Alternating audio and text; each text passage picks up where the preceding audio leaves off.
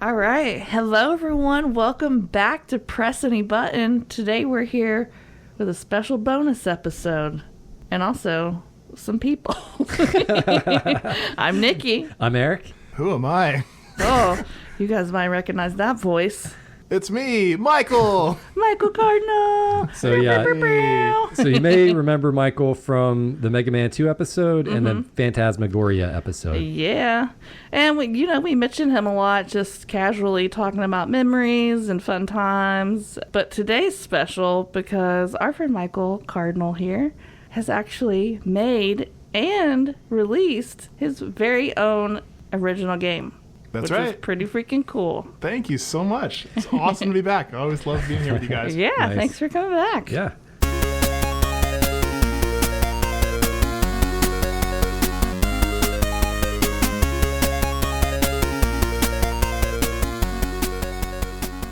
All right. So what is Mustard Man? Like, just what's going on? What are you doing? So my new game, which is my first ever indie game, is called Super Ultra Mustard Man. And it's kind of three things. So number one, on the surface, it's a story about a superhero named Super Ultra Mustard Man who goes on a grand adventure to save Mustard Land. But number two, deeper than that, it's also like a tribute to all like the games that I loved playing while growing up, and also just stories and movies and just everything that's inspired me, just put into this like passion project. But three, and at its deepest core, it's like kind of a living art portfolio showcase of like all these crazy ideas and characters and stories that have like been in my head that I've created, my friends have helped me create, we've all made together, and kind of putting it into one experience to live on. Yeah, Awesome. That's amazing. Yeah. I feel like you really did a great job capturing that within Dream Island. Like, Oh, thank you. here's this timeline of where all these characters kind of came from and like some of the art they were based off of. So I thought that was a really nice touch within the game. Yeah, thanks, man. All right. Well, we got some questions to ask you, and right. I know you got some answers. All right, let me hear them. First off, we want to know what overall just inspired you to make your own game. I know that you are a big fan of games like we are, and you play a lot. So did you just want to be able to say, hey, I made a game? Or is this something you've wanted to do for a really long time? Very long time. Probably as old as I can remember, really. Like since you since I was a played kid. your Yeah. first Like, game, I you're like, wanna oh my make God. games. And I don't know, I feel like we're all creative people here, and I feel like I love making music and art and movies and just goofy stuff, but games too. And games felt like there's a higher barrier to entry. It was hard to get into like just making your own game. And I've talked about it for years, and I've made little mini one-screen arcade type games, but a really full game, like I was like, it's time to do it. you know? Yeah. So just got on the ball last year and made it happen. So. Nice. Cool. And I know we've talked about this before, but you and Eric, didn't you make like a mod of a game, like Beer Man or something like that? Drink Drink Man. Man. Drink Yeah, Man Beer back Man. in the day. That was fun. Yeah. So I feel like maybe that was a gateway into like the beginning of making your own game. In a you know? way, yeah. Taking- Yeah, I mean, we were just doing art assets for that. And how they had stored their art assets were basically in a folder, and you could go and edit any of them. And, you could leave them in that folder, and they would just show up however you edited them into the game itself. That's so fun. Yeah. Yeah, we had a good time with So that. so yeah, we just had a lot of fun. It was like a demake of Mega Man 7. Yeah, it was somebody in Taiwan, I think, made Mega Man 7, and then they just put it online for free, and you can edit all the art. So we just put a bunch of beer references and stuff in there. Yeah, a bunch Yeah. of like references to our college or dorm. It was so dumb, but it was fun. Yeah. It was so fun, too. Yeah. We changed some sound effects and some music too. I forgot about that. Oh, yeah. So you said you've always wanted to make a game. What was the final, tipping point, final straw or whatever, where you're like, all right, it's the time. It's now or never, Yeah. Something I used to do with my brothers was like we would make these quote unquote games where we would make art on like MS Paint, and we would say like I'd draw a picture of like a beach, and I'd say like John or Larry or like my friends would come over, we'd sit by the computer, and I would say, you are washed up on a beach and you don't remember who you are. There's a path going to the left to a little town, and there's a dark cave to your right. What do you do? Oh, like a choose your own Yeah. adventure. Yeah. Kind of like a role-playing thing, and I would open up images that I'd already drawn. So it was like a game without programming, where you had to have someone sit there. And so, like, these old ideas have come back from a long time. I think now it was all about, like, how can we make this happen? I want to, like, put my passions into something and put it out there. Yeah. Yeah, that's awesome. amazing. So, yeah, you're narrating. It almost sounds like something like King's Quest or something like that. Totally, yeah. I thought about King's Quest a lot with this, because I was really like, even though this game doesn't feel like an old adventure game at all, I do miss that, like, because there's a lot of great retro games, but those old computer games really, they're not always part of the conversation. So, like, I thought about that stuff a lot with this one. So where did the idea for Mustard Man come from? So originally, this character comes from a stupid song that I wrote. I was about to say Mustard Man, the Mustard Man song. Yeah, the song. And it was like freshman year of high school marching band. And I used to play it on the trombone, and just it was like, oh, it's a goofy song. And I remember I used to teach people how to play it. And it's so stupid. But one, like, senior year, one day I was playing it on the trombone, and this freshman walked up and he's like, you know how to play Mustard Man? Oh my god! And I was like, had this grin, and I looked over, I was like, kid, I wrote it. He's like, wow. Whoa, that's cool. You're famous. So were there originally lyrics for Mustard Man, or was it just a melody? Yeah, there was like and they changed a few times over the years, but there was like, should I briefly? If you can remember them. Super Ultra Mustard Man, taking care of Mustard Land. He shoots mustard from his hand. He is Mustard Man. Nice. Ooh, nice. Yeah, and I won't go through all the verses. But then we made this comic back then too, that like we actually drew out what would Mustard Man look like and who would he fight. And like, I'm glad it doesn't exist anymore, because it was like all these kids we didn't like, we made him like beat them up. Oh no. So like, yeah, it's evolved since then. But Yeah. Hey, it was therapy. It sounded like it was therapy for you guys. You bully me, I put you in a comic, and Mustard Man squirts you with mustard. I mean, if that's the worst thing you're doing. Sound too bad. Yeah. So you already had the idea. So when you decided to start making the game, what was kind of like the first steps, or what did you have to do first? So great question, because I felt like this was kind of frozen in this wanting to make a game for so long, and the thing that changed it for me to like actually making it real was making a GDD, a game design document. Okay. I heard about it from this dude online. I guess I'll shout him out. His name is Thor, and he's got a YouTube channel for pirate software. Check him out. He's great.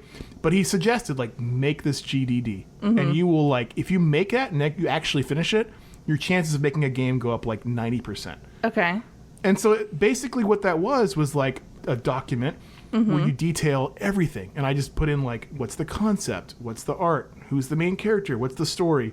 Do you have health in the game? Are there shops? Are there, like, anything you can think of? Like, how long are you thinking about making it? Is that something? Yeah, like how 1 long to is 2 the game? hours or what are the whatever? controls? Yeah, like everything, and like what system, anything you can think of. And just writing all that out, you spend like a few hours, and you're like, oh wow, like I actually have a blueprint. This can exist now. Wow. And then like I could actually just plug and play. All the decisions were made.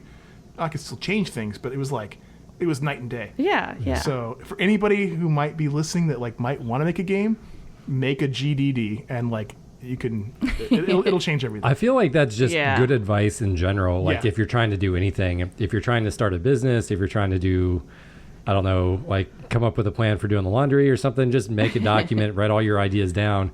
That way there's a log, you can go back to it and you can ponder on it. Yeah, I think of cooking too. When you're following a recipe, I just learned what mise en place is or whatever. What is that? Where it's basically like you go ahead and you set yourself up for success, right? So if you need a cup of carrots, you already have a cup of carrots prepared before you start cooking. If you need 2 tablespoons of sugar, you already have that measured out and set out, so that when you need it, you just pick it up and pour it in. You don't have to stop, chop, whatever. Yeah, that's what you'll see like on a cooking show, right? Yeah. It's like they already have all their ingredients kind of like portioned out, and they just like kind of like add the bowls that like, okay, here's all the spices, here's like sugar and whatever. That's fascinating, because this is not different That's from that at all. exactly it. Or like having a business plan, or like a marketing plan, or Totally. Really, it's just a plan, honestly. Yeah.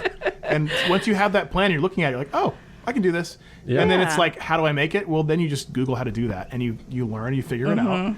And you make the assets, and then like just like cooking, you put the carrots in, you put the sprites and the music in, and you make something. I know a fun thing, like Eric's been kind of working on making his own game too. What? Well, I don't think he's technically started on his game, but he's in the process of learning all the like how to do it. And I know you've been watching so many tutorials.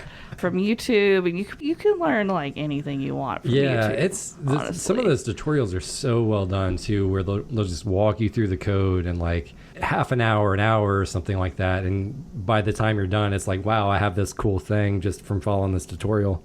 And then you can go and like just play with it and do whatever you want. And you're using Game Maker, right? Yes. And Michael, is that what you used also? Game Maker. Awesome. Which is great. It's like, in a way, it's never been easier. In other ways, there's other problems, but like anyone can do it now. It is pretty cool, pretty accessible. You still do need to watch some tutorials, learn some skills.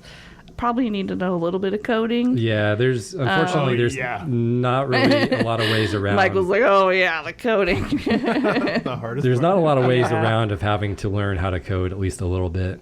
I took a couple of classes in college where I had to do some coding to make a website, and I hated it because if you get one little thing wrong, your whole website might not work, and you have to just comb through and trying to find a typo in gibberish. And the thing, it is so hard. The thing about HTML is just that if you're doing it not through like a program or something, it's so unforgiving where something can break your page or something and you just don't know what it is until you like go back and like go line by line or something like that. So that can be a really frustrating experience. I can understand why you would not like it based on that, but good software will tell you exactly like where the line of code is that's wrong or something like that. That's good. So like when we're writing code in Game Maker, like if you get an error, it will usually point you to like the line it has an issue with. Man. Which makes it so, because that's why I stopped programming. I was going to be a programming major, and back in the day, like it was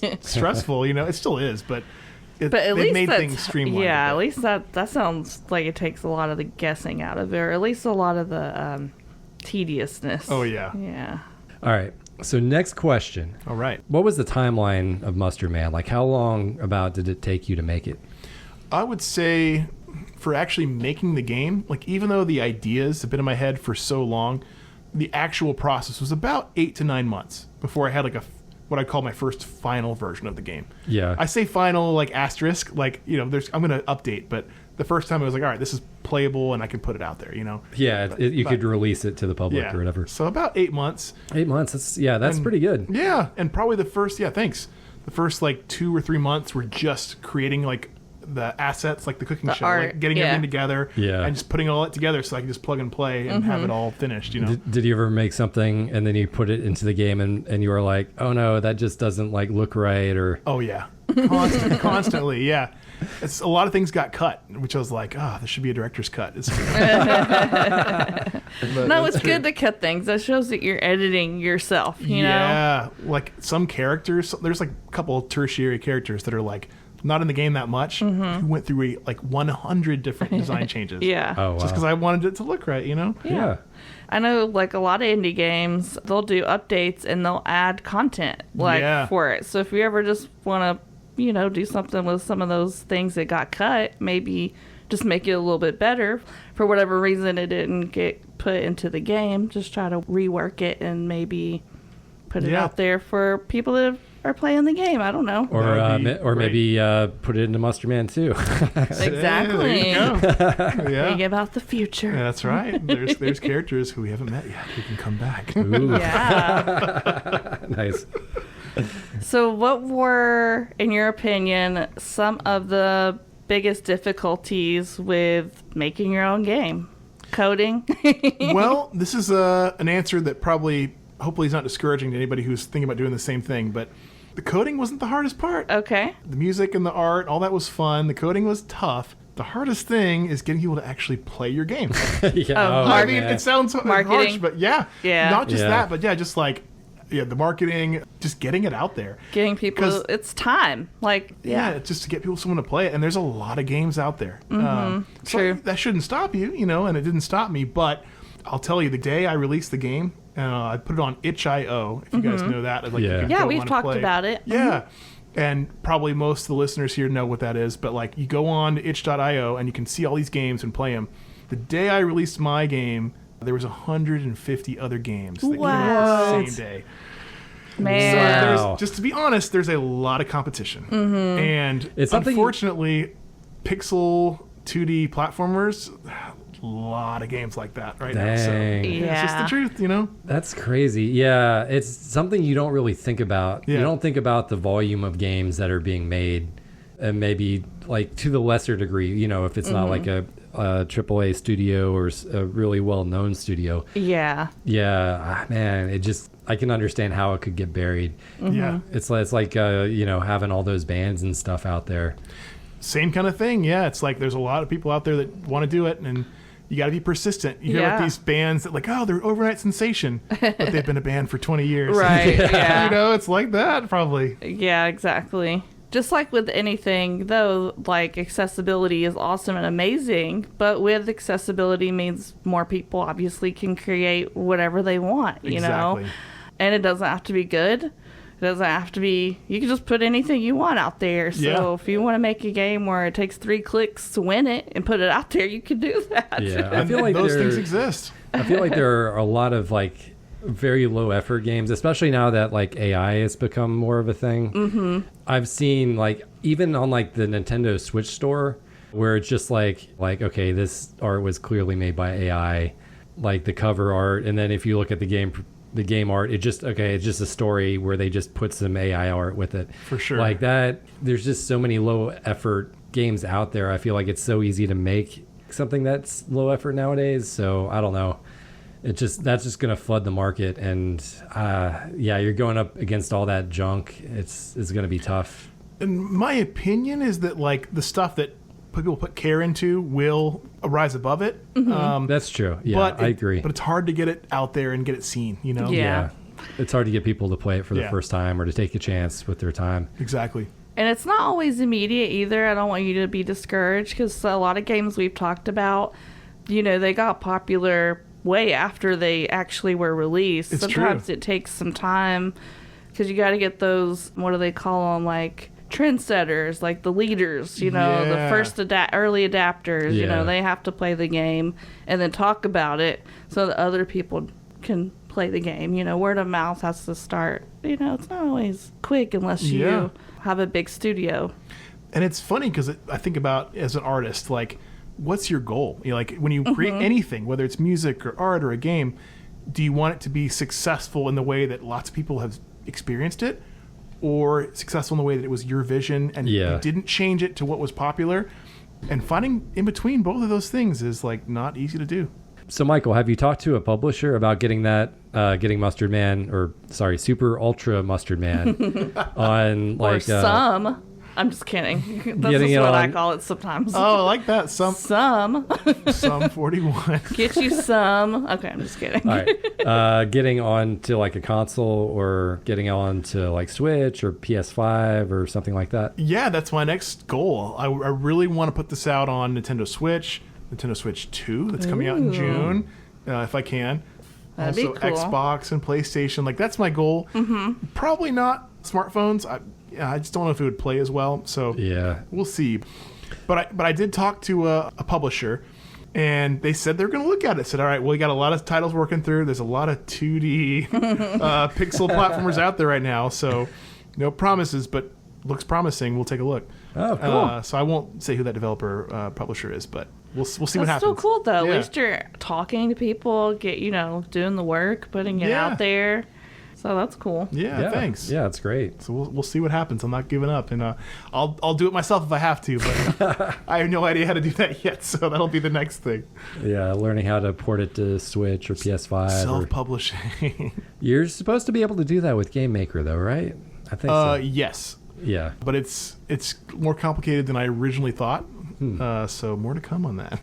Okay, so Michael, if you could give us 3 games that influenced Super Ultra Mustard Man. Okay. What 3 games would they be? Those games are the Mega Man series, Of course, obviously. the King's Quest series, Nice. and a lesser-known game called Star Tropics. Ooh, yeah, I remember Yeah, I've that never one. heard of Star Tropics. It was a Nintendo game. That's right. It was Wow. like kind of an action RPG, kind of like Zelda a little bit. But Yeah, it was often called a Zelda clone because it was like the levels were like you'd go through a dungeon and you'd fight monsters and have to find keys. I won't go into a whole thing about Star Tropics except to say, 'cause I could do that, Yeah. but except to say that like the whole boat section of Mustard Man, where you're like going through the islands and finding secrets in the water and different islands, yeah. that definitely inspired by that game. Oh, Cool. nice. Awesome. Cool. Yeah. To me, like the Game Boy Mega Man games, like stand out as Yeah, it's interesting An you say influence. Game Boy because I just played those for the first time this last summer, and that's kind of right before I started making this game. Oh, awesome. And like, okay. because the Game Boy, like the sprites are all a lot bigger than NES, yeah, and so I was like, that's interesting. It's a different vibe, probably due to the limitations back then. yeah. But you know, you can do less platforming in a way because your character's so big on the screen. But it makes it just, I don't know. The vibe was different. Yeah, yeah. I remember I actually recently played all those too. I think That's they awesome. added them to the Switch like game library or whatever. Totally. So I used that opportunity to go and play all 1 through 5. 5 being the standout best, like by far. You gave me a copy of that a couple Yeah, years back. I did. Yeah. Aw. So I love that game. Yeah, it's a the great best game. one. Awesome. Okay, so we know you used Game Maker to do the programming. What other tools did you use to make like your assets? Well, you said Microsoft Paint too, right? Yeah. So, Taking it old school. so Microsoft Paint was like, because I used to draw on it back in the day, I still do now. So like Nice. all the art was using that. In fact, all the comics, that was a lot of the development, was just making those 4-panel comics in the game. Oh yeah, I love that when you start the level, you see that kind of like the comic version of the boss. Thank you. That was a cool way to do that. I was like, I wanted to give all this context and backstory for every character, but I thought, I'm not going to throw paragraphs of information at the Thank character, you. the player. Yeah. So I was like, here's a 4-panel comic. You can look at it, or you can hit enter and move backwards. Honestly, that was there. some of my favorite artwork. Oh, I always thanks. enjoyed seeing those pop up, and I would look at them for, Yeah, Yeah. thank you. not like an hour or anything, but I would actually look at them for, look at all the details and everything. That's awesome. So yeah, MS Paint like helped me out, and then for music, it was Noteworthy Composer. Yeah, you've been using Noteworthy for a very Okay. long time. Another retro program. Yeah. And- No, it's still good. I mean, it's Yeah, still, it is. Yeah, that's great. And then I was curious about the sound effects. Did you kind of use Noteworthy for that, or did you? Because, yeah, that's something that Eric's been playing around with. yeah, And I've the been- sound effects have been sounding funky. Like, not quite, like, Yeah, right. what you want. It's hard. Did you make them yourself? I know you can like vocally make them, or you can like clap Those I sound. found some like free source sounds. Oh, So okay. that's the only thing that I kind of had to just borrow from something that was like not mine. Yeah, But okay. it was free source or whatever you call it, and just kind of 8-bit sounds. But that they I thought all matched. They all Yeah, sound, they sound good. whatever you picked, it like I wasn't playing the game being like, that's a weird sound, that's a weird sound. That's good. Everything was like, it fit. I Yeah. did have one sound that was on the cutting room floor whenever you would die, and I never got to a health bar. So like in this game, whenever you get hit, you start that room over, Yeah. which is a gimmick that just kind of works. But the sound was just this guy screaming. Oh, It was no. not 8-bit at all. It just goes, "Ah!" And it was hilarious. But I was like, this is gonna be too distracting, so I took it out. All right. I know, the you don't want director's cut will people bring to- it back. Yeah, that's right. Screw Oh my mode. god. That sounds funny. So sound effects, art, was paint, music, noteworthy, and anything else? Oh, for software. Yeah, the only other thing was a software called GXSCC, which is a Japanese old software that I used to convert the MIDI files into chip tunes. Okay. So that way, instead of it sounding like a late 90s computer game, it felt more like a Nintendo game. Cool. Musically. Cool. Yeah. Okay. And then Game Maker. So yeah, that's all the software I Nice. used. Wow. Yeah. Something that I always kind of think has got to be the hardest thing about making a game is testing it out, getting other people to play it. Because, like, if you make the game, you obviously know everything that's going to happen. Yeah. You have an insight. You know the strategy because you know all the coding and everything. You know how the bosses are programmed. Right. So how did you go about getting people to test it out so you could get like a good idea of like what other people are going to think that's not you, that knows everything? You know what I mean? Yeah, I tried to like have my brothers and my friends play it, you know, and sent like you guys, and just I was like, give me honest feedback. Like, of course, a creator always wants to hear, oh, everything's great, everything's perfect, but like, let me know, like, let me fix things, let me figure this out. So. I mean, even games that come out that have had a lot of testing done, there's still bugs in, AAA games and stuff. Yeah. So it's hard if even they are like missing stuff. Yeah, and there's probably still bugs I haven't found. I mean, I haven't found them yet, but I was like, break my game, break it and look for bugs.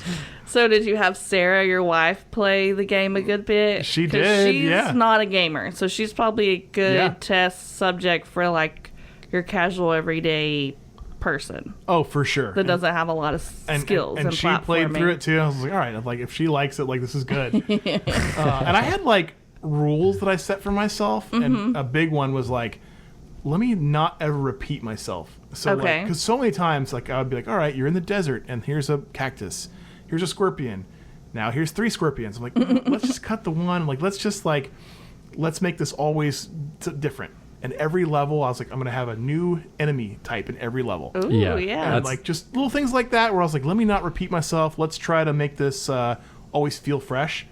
I don't think I was 100% successful at that, but that was like important. I try to think about how a player would go through it. Gotcha. And when it would feel boring or confusing, Was there any feedback or anything that you got and you were like, oh, wow, yeah, that's so obvious. I can't believe like I missed that. Or... Yeah.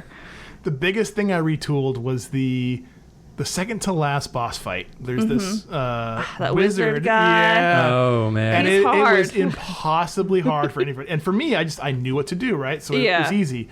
But once it was spelled out, I was like, oh yeah, that's not very fun. So I completely changed that fight, which was like.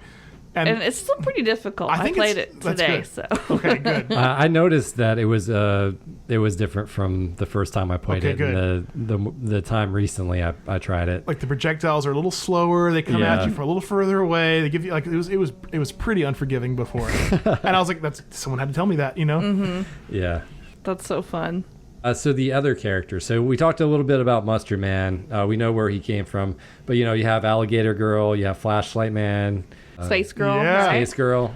So I thought what might be kind of funny. Ketchup. Wait, what's Ketchup guy's name? Oh, Captain Ketchup. Captain Ketchup. Yeah. I like him because he has cool sunglasses. Oh, yeah, thanks. So I thought what might be kind of funny is I could tell you exactly where all of them came from. Rapid fire, like really quick. Okay, yeah. Dude, hurry. So here we go. So Mustard Man comes from a song I made in high school. Captain Ketchup, same song. Great Dijon, Great Poupon. Wait, Grey Poupon? Grey Poupon is a spicy mustard. Oh, Yeah. okay. Oh, Grey So Poupon. he's the spicier evil version. Oh, yeah. Alligator Girl came from a joke with my brothers in high school. Flashlight Man, Eric and I stayed up late one night in college and stayed up another night, and we didn't go to sleep for a whole weekend. Oh, my God. Get with Flashlight Man. We wrote a Nice. song. Unparkables was a YouTube video I did in college. Boathead was a song that Eric Stetson wrote. Space Girl was a robot party song. Yeah, so like all these characters. It's like your life in a video game. What about Salt and Pepper? Oh, so Saltina and Paprika. Two of the strong, badass female characters in the game. They came from, in high school, we had the Salt and Pepper War that me and Daniel Maple started, if you guys know him. Oh, gosh. Yeah. With real salt and pepper? They banned salt and pepper from the school. And the middle thanks to you guys. And the middle school down the street. Everyone had to eat bland food Everybody because of was you. in on it, and there was like people getting salt and pepper in their hair. Somebody salted someone's grass, and their grass died. It was, oh, no. It was just this stupid thing that's like such a high school Salt story. and Pepper Gate. So, a little tribute. Oh, that's so funny. So many stories about every single character, and so much backstory that I won't bore everybody with now, but it all comes from our lives, Nice. So Dream Island showed off a cool timeline of the different characters and influences of the game. So what inspired you to add Dream Island? So yeah, great question. This is like a weird one, but like when I was a kid, this is like a little more somber note, but when my mom was sick, I had this imaginary island I would go to, just like where things are not as sad and difficult. And it was like a school project, draw your dream house. And people were drawing like mansions where the water fountains would bring out Coca-Cola and stuff. and for Kid me, brain. yeah, just child brain. And me, I was like, my dream was to be on an island in the middle of the ocean and like have a little computer lab and a tree and just be able to see nature and see art and make music and like play video games. And I was like, that is my dream for my life. And it's always been like this secret island and like that I used to draw, and like in the game it's like a 3D render at one part, but like I was like, it's time to like let the world see me and like see what's inside. And so it was like this kind of heartfelt secret you can find in the game. And that's go so through cool. it. That's amazing. Yeah, thank you. And then it ended up being a concept art gallery where I was like showed the timeline of like some of these characters, they come from places, and I showed kind of the old art. Yeah, I really like that part. It's pretty cool that you like actually remembered like kind of the year and stuff where like this is the year like we came up with Flashlight Man and all that stuff back in 04, like 21 years ago. It's like, man, I wouldn't have been able to keep up with all my stuff, my characters and stuff like that. That's pretty amazing. Yeah, thank you. So in a weird way, thanks, Nikki. It's like, so in a weird way, Dream Island is like most players won't find it, which is like that's fine, but if they go under the waterfall, there's a hint. And you should always know to check the waterfall. Check the waterfall, yeah. If you played like pretty much any game ever, to check the waterfall. I actually kind of like the sequence to get to Dream Island too, because you had to follow some clues. Like you didn't. It wasn't just one clue you had to follow. It was like, this leads to this clue, which leads to this clue. Oh, like a scavenger hunt sort of thing. Yeah, nice. Within the game, there's kind of a scavenger hunt to find Dream Island. Cool. So I want to make it kind of like, well, if you do backtrack and you happen to find the self-answering cactus phone in the desert, oh my gosh, which is just like it was a real thing in a dream I had. Oh like, wow. Oh, I love it. Back when I was so cool. working and stressed out all the time, I had this dream that this phone had a cactus attached, and it was like growing towards my face, and it was like, you can't not answer it. So I was like, let's put that in the game somewhere. Just weird, stuff from my brain. Weird stuff from my brain. That's amazing. That's all art, and I love it. Yeah. So, Michael, we talked about what the hardest things in making the game was, but what are some things that you thought was easy? Like, what just came naturally to you? Something that excited me when I was making the game was like, what's the player going to feel? Like what's the vibe? What's the feeling? Because you can think about how hard's the level design, what's the character look like, but like, it's like, how can I control the feel? You can't really. But I was excited thinking about, all right, what can I make the vibe like? And the music, of course, plays into that. But also the level, I was like, okay, I would think so much about variation and this level. Here we are, like, what time of year is it? Is it spring? Is it winter? Is it summer? What time of day? Is it cloudy out? Is it wet? Is it dry? Is it hot or cold? How is the character feeling that day? And I think about all those things.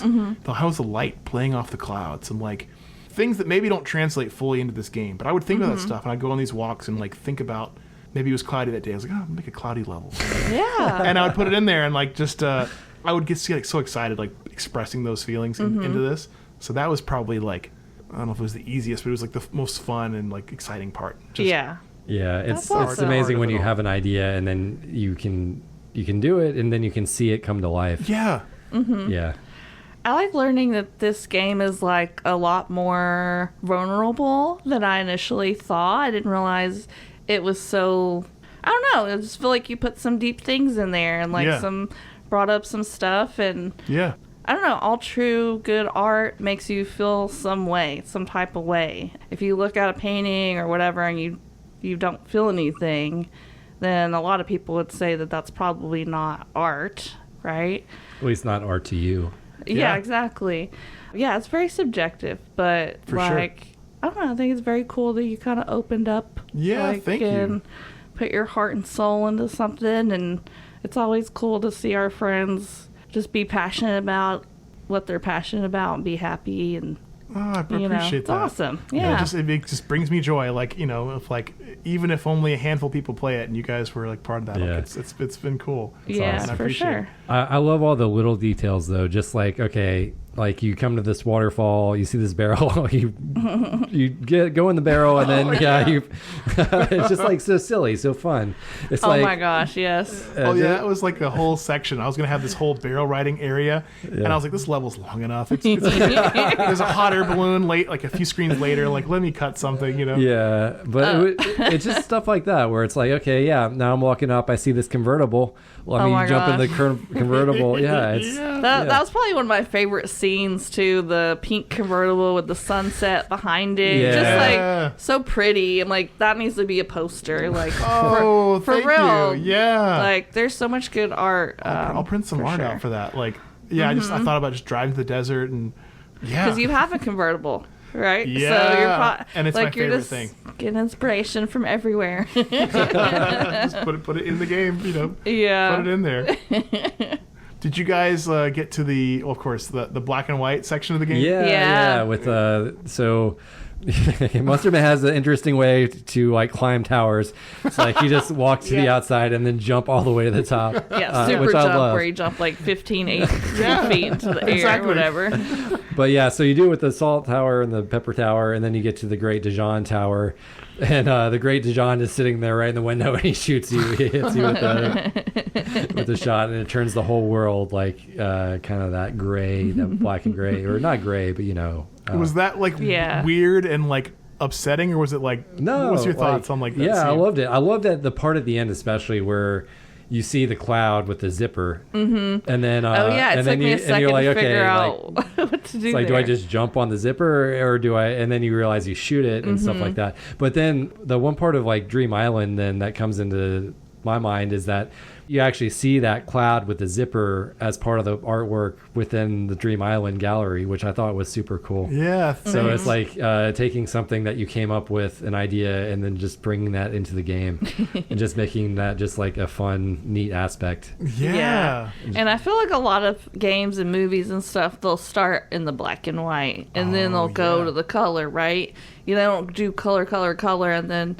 just do a splash of black and white, and then that's true. You know, you do get to go back to color. Spoiler. Once you unzip the cloud and the rainbow comes down. That color palette though reminded me of like the original Game Boy. Is what it reminded me of. So you get it. That's exactly what I was thinking. Yeah. Nice. And in fact, there's like a lot of little references to so many other games, but like one of them is Kirby. You know, like everyone loves Kirby, but like in the Nintendo Kirby game, at the very end, it's a full color game. But there's a black and white level, and suddenly Kirby's in black and white, and he's a white character. Like, he's not pink, he's white, and the music is different. That'd be weird. It was like bizarre, and like the music was really nostalgic, but yet you hadn't heard it yet in the game.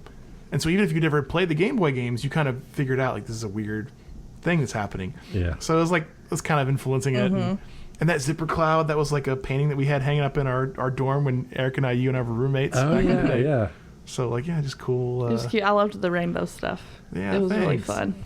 And then that formed the Rainbow Bridge to the to the final castle. Another classic video game trope, like the Rainbow Bridge to the Dark Castle. Yeah, and then Santa being held hostage. That was from something too, right? Well, I didn't really know how that was going to work out. I was like, I didn't really know.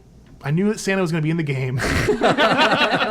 Random. Only non-original character. I was like, I didn't create Santa Claus. You didn't? I didn't create Santa. I thought you did for sure. But I was like, why is the brother of Santa Claus the main villain who's not really the main villain? And I didn't know how it was going to work. And then it wasn't until I got to that level and I was like at the end of programming that I was like, oh, it's not really him.